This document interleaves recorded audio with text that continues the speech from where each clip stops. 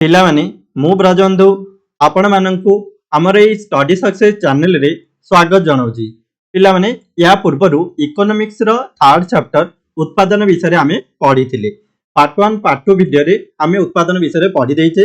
ଆଜି এই ପାର୍ଟ 3 ଭିଡ଼ିଓରେ ଉତ୍ପାଦନର ସାଧନ ବିଷୟରେ ଆମେ ପଢ଼ିବା ବା ଫ୍ୟାକ୍ଟର୍ସ ଅଫ୍ ପ୍ରଡକ୍ସନ ବିଷୟରେ ଆମେ ପଢ଼ିବା। ତ ଚାଲ ଦେଖିବା।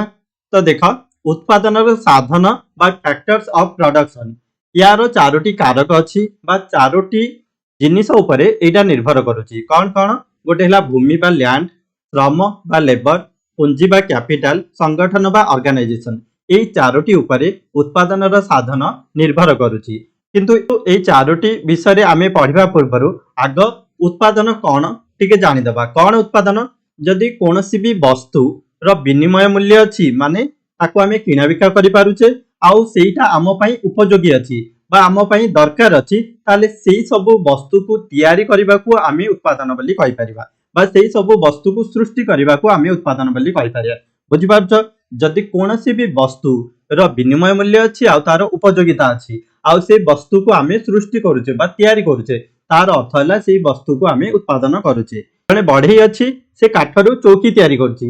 ए चौकी तैयारी करिवो केमती? ए चौकी तैयारी करिया पई ताकू कौन कौन दरकार ना श्रम करिया पड़िबो बा परिश्रम करिया पड़िबो, किछिटा उपकरण दरकार चौकी तैयारी करिया पई, ता सहित गोटे निर्दिष्ट जागा बा निर्दिष्ट स्थान दरकार जोठी रहिकी बा जोठी से एई जिंसटी तैयारी करिवो बा चौकी तैयारी करिवो। एई सब माने श्रम हैला, कोनोसी उपकरण हैला आउ ए जागा बा स्थान, एई सब होउची गोटे गोटे उपादान से वस्तु बा से जिनिस को तैयारी करिया पई। एइथिपई एई सब को आमे एई सब को ही उत्पादनर साधन बोली कुहाउची। बुझि पारछ? सेथरु आमे कहि परिबा जदि कोनोसी सामग्री बा सेवा उत्पादन रे सहायता करूची, सेइटा होउची उत्पादनर साधन। पिला मारोटी कारक विषय पढ़िथिले जोटा कि उत्पादनर साधन, जेमिति कि भूमि, श्रम, पुंजी, संगठन। ए भितरु प्रथमे आमे भूमि विषय पढ़िबा, तापर एमती सीरियली सब विषय आमे पढ़िबा। भूमि बा लैंड। कौन भूमि बा लैंड? देखो, आमे जोठी आमे जोठी बसवास करूचे प्रायतः सेइटा को ही आमे भूपृष्ठ बा भूमि बोली कहि थाउचे। हेले किंतु अर्थशास्त्र रे कहिबाको गले भूमि रो अर्थ होची ईश्वरଙ୍କ द्वारा प्रदान कराइथवा समस्त प्राकृतिक संबल। हेला से माने नदी हो, सागर हो, जल हो, मत्स्य हो बा माछ हो, खनिज संपद हो, जलवायु हो, मृत्तिका हो, ए सबुजिक भूमि पदवाच्य हेबे। कौन पाई? ए सबुजिक जिनिस ईश्वरଙ୍କ द्वारा आमको प्रदान करा होची बा ईश्वर आमको देइचंदी। एई सबुजिक अर्थशास्त्र अनुसार एई सबुजिक भूमिर अंतर्भुक्त। बुझि पारछ? सेकेंड रे आमे पढ़िबा श्रम। तो श्रम बा लेबर। कौन श्रम बा लेबर? जदि कोनोसी अर्थ आसारे आमे शारीरिक किंबा मानसिक कार्य करूचे, ताको आमे श्रम बोली कहि परिबा। जदि बिना अर्थरे आमे कोनोसी काम करूचे, सेटा श्रम पदवाच्य हबनी बा सेटा श्रम कुहा जिवो नाही। निजर खुशी पाई कोनोसी भी कार्य करूचे, निजर खुशी पाई सेटा तमे श्रम करूच बोली कहि परिबो नाही। हैला जेमति कि आमे कहि परिबा जे ना जदि गोटे माटे संतान को लालन पालन करूची किंबा आम माने निज वार्षिक उत्सव रे आमे कोन करचे डांस करले, ए सब कोन निज खुशी पाई करूचे, तेणु ए सब जिक श्रम पदवाच्य नुही। बुझि? पुंजी बा कैपिटल। कौन पुंजी बा कैपिटल?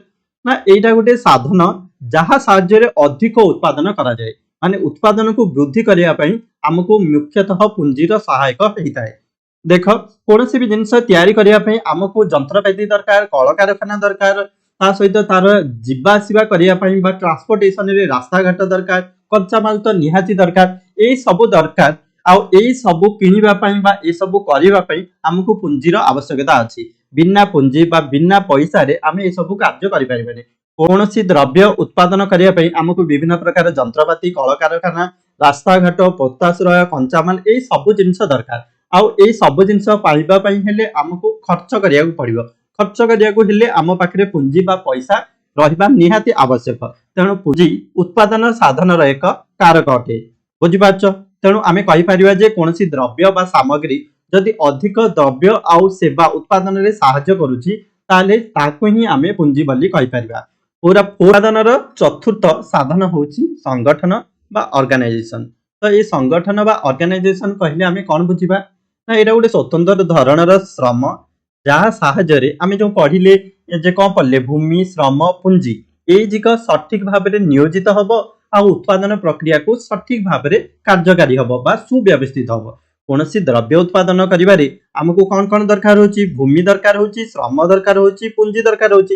ये जो भूमि पूंजी श्रम ये तीनटा जिक ठीक भाव में नियोजन करबा पई आउ अधिकरु अधिक द्रव्य केमती तैयारी करा जाय परिबो बा उत्पादन प्रक्रिया केमती ठीक भाव में चालू कर बा उत्पादन प्रक्रिया केमती ठीक भाव में चली पारिबो सेटा कार काम ना संगठन काम। संगठन जदि ठीक अछि ताले हमर उत्पादन प्रक्रिया सठिक भाव में सुचारू रूपे चली पारिबो। बुझि पारछो पिला माने जदि तुमको आम वीडियो पसंद लागुची ताहले लाइक कर, शेयर कर और अधिक रु अधिक इन्फॉर्मेशन पई आम चैनल को कांटेक्ट कर।